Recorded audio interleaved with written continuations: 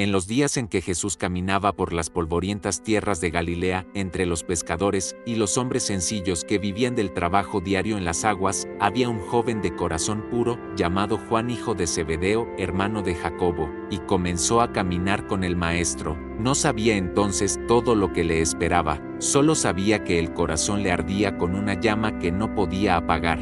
Era pescador, acostumbrado a los amaneceres sobre el mar y a las redes llenas o vacías, dependiendo del día. Su vida era común, sencilla, hasta que Jesús lo miró a los ojos y le dijo: "Oh, sígueme". En ese gesto sencillo, estaba contenida toda la intimidad y el vínculo entre ambos. Mientras otros discutían quién sería el mayor, Juan simplemente se acercó al corazón de su maestro, y cuando Jesús anunció que uno lo traicionaría, fue Juan el que se atrevió a preguntarle, no por curiosidad, sino por tristeza, por cuidado, porque Juan amaba de verdad. Ese momento marcó un antes y un después. Sin dudarlo, Juan dejó su barca, dejó las redes, dejó el mundo que conocía. Desde el inicio, Juan se volvió uno de los más cercanos a Jesús, no solo por su juventud ni por su disposición, sino por la profundidad de su amor.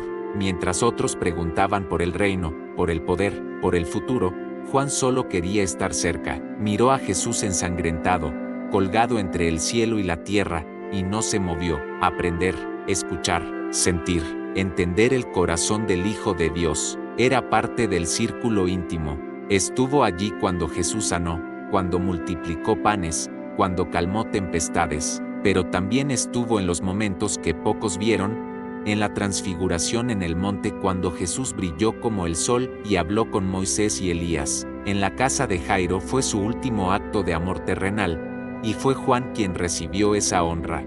Desde aquel día, Juan cuidó de ella como su propia madre, con ternura, respeto y devoción. Cuando resucitó a su hija, y más tarde en el huerto de Getsemaní cuando Jesús oró con agonía antes de ser entregado, no se centró tanto en los hechos, sino en el espíritu. Comienza con palabras eternas. Juan era testigo de la gloria y también del dolor. Llenó su evangelio de signos de amor, de palabras profundas, de encuentros transformadores. Nicodemo en la noche, la mujer samaritana junto al pozo, el ciego que ve, Lázaro que resucita. Predicó con pasión, escribió con sabiduría, y amó como nadie había amado antes. No buscó reconocimiento, ni poder, ni fama, a veces con firmeza, pero siempre con amor.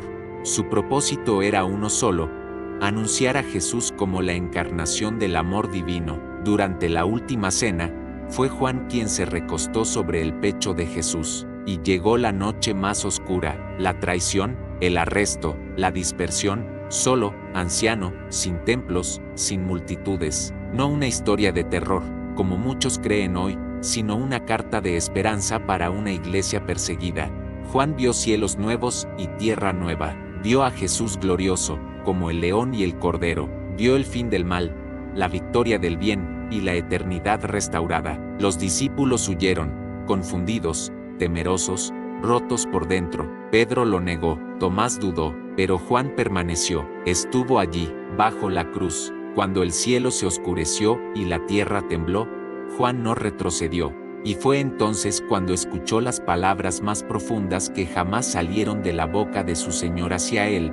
Según la tradición, en sus últimos días, apenas podía caminar, y cuando era llevado a las reuniones, repetía una sola frase: "Mujer, he ahí tu hijo". Y si lo hacemos, todo lo demás se cumple. "Hijo, he ahí tu madre". Jesús le confió a María, su madre, en medio del tormento de la cruz. Pero la historia de Juan no termina en la cruz. Mientras muchos dieron su vida en el martirio, Juan vivió muchos años más. Fue el autor del Evangelio de Juan, tan distinto a los otros tres. En el principio era el Verbo, y el Verbo era con Dios, y el Verbo era Dios. Y ese Verbo, dice Juan, se hizo carne y habitó entre nosotros.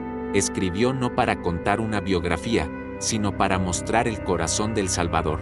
Pero eso no fue todo. Juan escribió también 3 cartas. En ellas, ya anciano, se dirige a la iglesia con ternura. Frases como: "Hijitos míos, no amemos de palabra ni de lengua, sino de hecho y en verdad. Dios es amor, y el que permanece en amor, permanece en Dios. El amor perfecto echa fuera el temor.